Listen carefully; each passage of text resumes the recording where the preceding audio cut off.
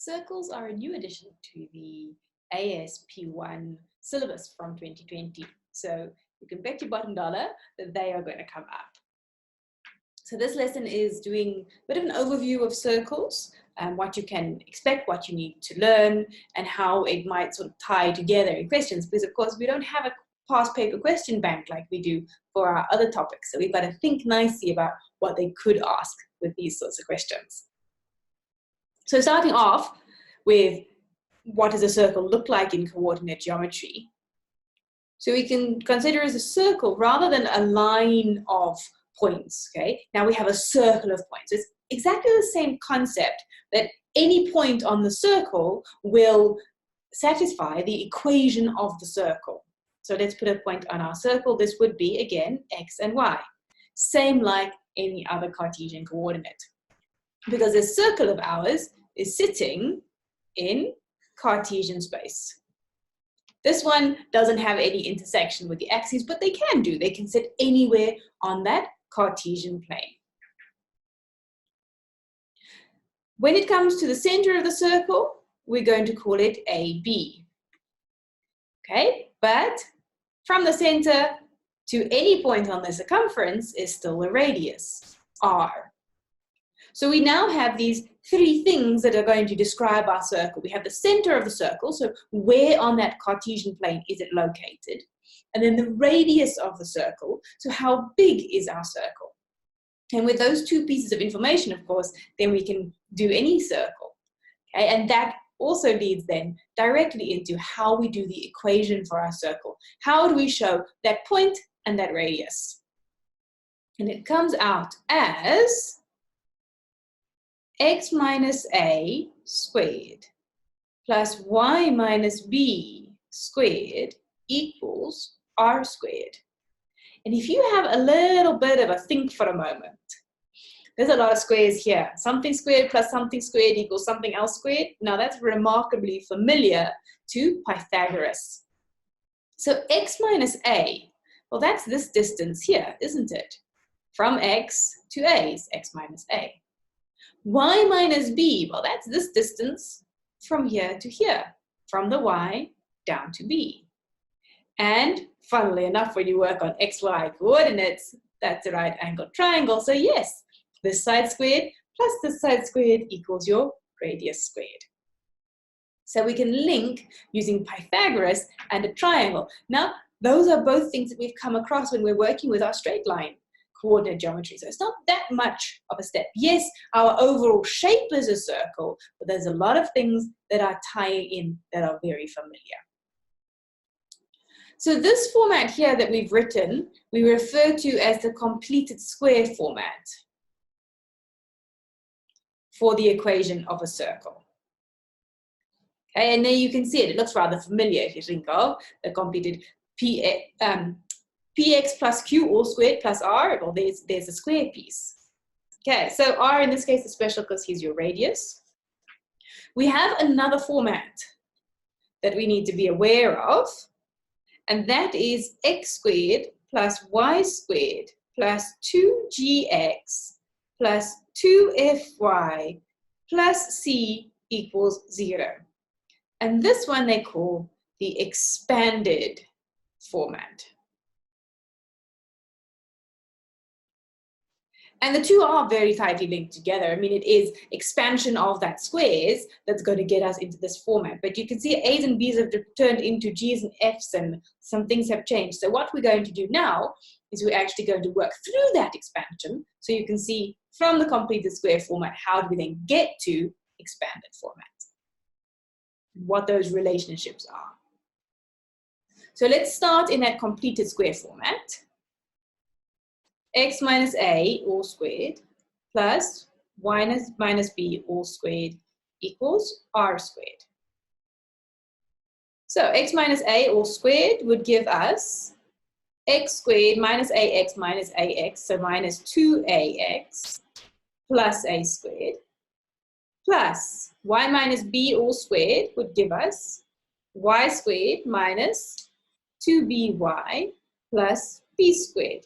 And that still equals r squared. So we're going to rearrange. There's not actually any like terms here. We've got x's and y's and b's and r's going on. But let's rearrange everything so that our squares are together. So x squared plus y squared. Then our xy terms. So minus 2ax minus 2by. Then our constant squares. Plus a squared plus b squared equals r squared. So this is now looking a little bit more similar to what we saw in that expanded format. But the expanded format was equals 0, so we need to get r squared across as well. So x squared plus y squared minus 2ax minus 2by plus a squared plus b squared minus r squared equals 0. Now we are nearly there to that f's and g's.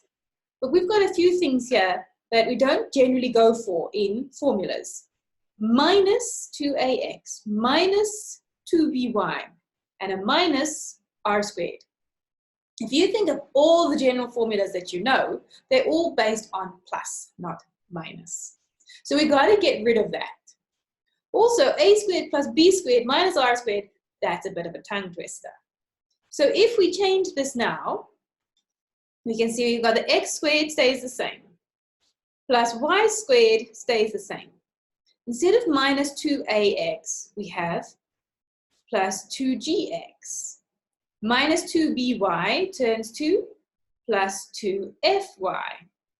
A squared plus b squared minus r squared simplifies dramatically to plus c equals 0. So our expanded form is our completed square format, but then we've simplified things and summarized in a way to make it a neater thing to deal with. So if we then look and we compare, we can say, okay, well, x squared, y squared stays the same. 2gx is the same as minus 2ax. So therefore, g must equal minus a. Because the 2's are the same, the x's are the same, so g is minus a. F must equal minus b, because the 2's are the same, the y's are the same, so f and minus b are the same thing. So if you look at that, remember the center of our circle that we started with was AB. So from this format we have the center equals minus g minus f. Because if g is minus a, then a is minus g. If f is minus b, then b is minus f. So our center AB is also minus g minus f. We know that c equals a squared plus b squared minus r squared. That whole big section at the end has been simplified into just one letter. But of course, we wouldn't want c, we would actually want r, because we're describing the circle by the understanding of its center, where does it sit, and its radius, how big is it. So therefore, r is going to equal square root of a squared plus b squared minus c. But of course, we don't have a's and b's here, we've got g's and f's, so we could also rewrite this as r equals g squared plus f squared minus c. But we've just said that a squared and g squared are the same, but we said a and g have opposite signs. But remember, whenever you square something, then the sign becomes positive. So if a is 2 and g is minus 2, then it doesn't matter, because both of those, 2 and minus 2, both of them squared is 4. So we have a lovely little simple route to calculating r, g squared plus f squared minus c, and then we square root it all. So now we can get the center and we can get the radius from any format. Just to make sure that everybody's comfortable, we're going to do a few examples of this so that we can be sure that everybody really understands the format that you're looking at. Because you can't work with the equation of a circle if you don't fully understand what that equation of the circle is telling you.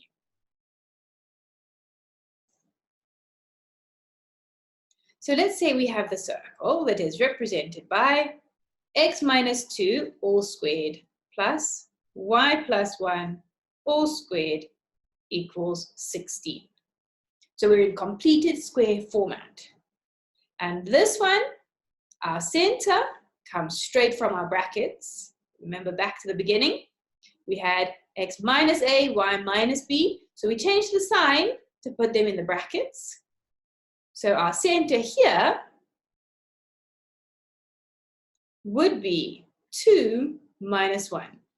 Changing the signs to take it out of those brackets of the equation. And our radius, well, equals r squared. So square root of 16 is 4. So we have a circle that's, the center is 2 minus 1. So x equals 2, y equals minus 1. And our radius is 4 units. If we have x squared plus y squared plus 3x minus 4y plus 6 equals 0. So now we have expanded form. So same thing, what's the center? Well, the center is these two terms here, but it's not them plain and simple. Because remember, we've got to change the sign, same as before. We've also got to divide by 2, because we say 2fx and 2gy. So 2f is 3. So f is minus 3 over 2. Sorry, center is minus 3 over 2. And here, change the sign to a 4, divide by 2, we get 2. So the center of this one, minus 3 over 2, 2. So a little note to self, when you're in expanded form, you're going to divide these by 2 to use them. If we then look for our radius here is slightly different, not quite as simple as the square root of 16. But what we're going to do is we're going to take our circle, because remember we had f squared and g squared. Well, we've got these now in our center. So rather than going back here and saying, well, this is 2 and that is that, and then dividing by 2, let's just take our center. So minus 3 over 2 all squared would be 9 over 4. Plus 2 squared is 4. And don't forget to minus your c. So instead of plus 6, we would now have minus 6. So if that had been a minus 6, it would have turned into a plus 6. Because we're always going to minus our c. So our radius is a square root of 9 over 4 plus 4 minus 6. So the square root of 9 over 4 minus 2. And that gives us a half. So this circle is centered on the point minus 3 over 2, 2. And its radius is only a half. It's a much smaller circle than that first one. So a little note here. We can put here square for radius. Once we've divided by 2 to get that center, then use that center to calculate your radius. So swapping back, x minus 2 all squared plus y minus 3 all squared equals 5. Center of this circle, straight out the brackets, just change the sign. So the center is 2, 3, and the radius is square root of the constant that's standing on its own. So in this case, our radius is root 5.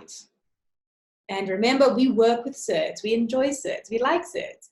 They are accurate. So we keep it in surd format, unless told otherwise. If we were told, give the length of the radius of the circle to 3 significant figures, we would do so. If we're not, we leave it exact as that surd. The square root of 5 is the radius of the circle. One more to make sure that everybody's completely happy. X squared plus y squared plus 16x minus 14y plus 49 equals 0. So what is our center? We're going to divide our x and y terms by 2 and change the signs. So 16 over 2 is 8, so minus 8. 14 over 2 is 7, it was a minus 7, so it becomes a plus 7. And then our radius is a square root of 8 squared is 64, 7 squared is 49 minus c, so minus 49. So this one is lovely, the 49s cancel. Our radius is a square root of 64, which we already know very happily is 8. So we're going to square those values from our center, then we're going to subtract our constant value from that expanded form, and that then we square root the whole of that to get the answer for the radius. So this circle is sitting at minus 8, 7, and its radius is our biggest radius of all the radii we've worked with here. It has a radius of 8. So once you really understand that circle equation, now you know where your circle is sitting, then you can start to play with things a little bit more. So of course, we're going to be dealing with that same idea of intersections and perpendicular gradients and parallel gradients and locations of points and working algebraically to calculate values of missing gradients or missing points or equations of lines. So let's just have a think about a few things from IG that will be quite helpful to you in terms of relationships that you can use to build with. So some helpful circle geometry.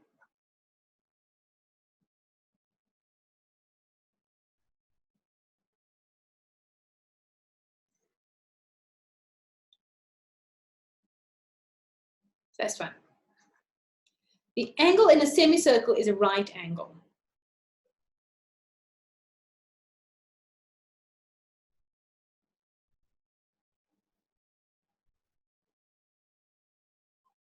So this is also known as any angle subtended by a diameter is a right angle. So in this case, if we have our circle, we have our diameter going through the center, then any angle up here is going to be a right angle. Doesn't matter where on the circumference we go to, the magic is of that diameter, they are all going to be right angles. And of course, as soon as you have a right angle, you have a perpendicular relationship. These, of course, are straight lines that you're subtending. So you've got that relationship of m1, m2 equals -1 for perpendicular gradients. So keep an eye out for diameters and then links to points on the circumference of the circle. Next one. The perpendicular bisector of a chord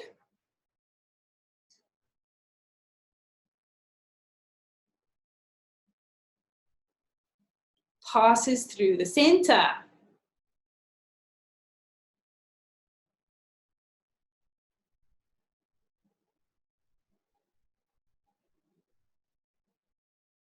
So in that case, we would have our circle. Remember, a chord just goes from a point on the circumference to another point, but it does not pass through the center. Okay, so a chord takes a little slice off the edge of a circle. We'll get more into chords when we get into circle geometry for AS. More fun and games with them there, okay? But for now, just remember, chord slices off a piece of the circle, it doesn't go through the center. However, if we make a note of the center of the circle, and then we do the perpendicular bisector of the chord, so the midpoint of those two, so, and 90 degrees, it will go through our center. So those two are equal in length. So that midpoint, again, is a very, very important piece of information, because if you've got 2 points on your circumference, you know they're not the ends of the diameter, then you know you're dealing with a chord, and perpendicular bisector is going to go through the center. So we could start to set up equations to look for that center, for example. Third one, that will be of value in your life. When a tangent hits a circle, it meets a radius at a right angle. So a tangent is perpendicular to the radius at a particular point. So the tangent to that point, the radius to that point, those are the two that are perpendicular. So look out for the specifics. So let's give ourselves a tangent here. Promise it touches the circle at just one point. Touches, doesn't cross. There's your radius to the center, and there's your right angle. So again, you've got that perpendicular relationship. So we can look at the line joining the point on the circumference to the center, using your y minus y1 equals mx minus x1. Okay, still using all the same techniques that you're using for straight line coordinate geometry, but now you're just building in another way of understanding the points, another way of getting information about the points. So it's the same thing as you step forward into curves. Then there will be more ways of getting that information about the points, but you're all boiling back down to the same things over and over again. You're taking information about the points, information about the gradients, and you're combining that to work with known features to get to the unknown features. So a little reminder to never forget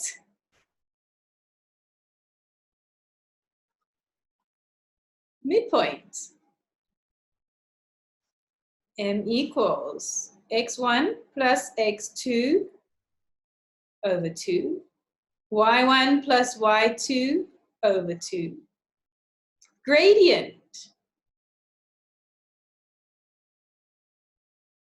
M equals y2 minus y1 over x2 minus x1, and we may well use m1 equals m2 for parallel lines, but we're more than likely definitely going to be bumping into m1, m2 equals minus 1 for perpendicular lines. Because when you look at circle geometry, there's actually quite a lot of perpendicular relationships within that circle and the lines involved. Okay, so the other one, of course, would be your distance.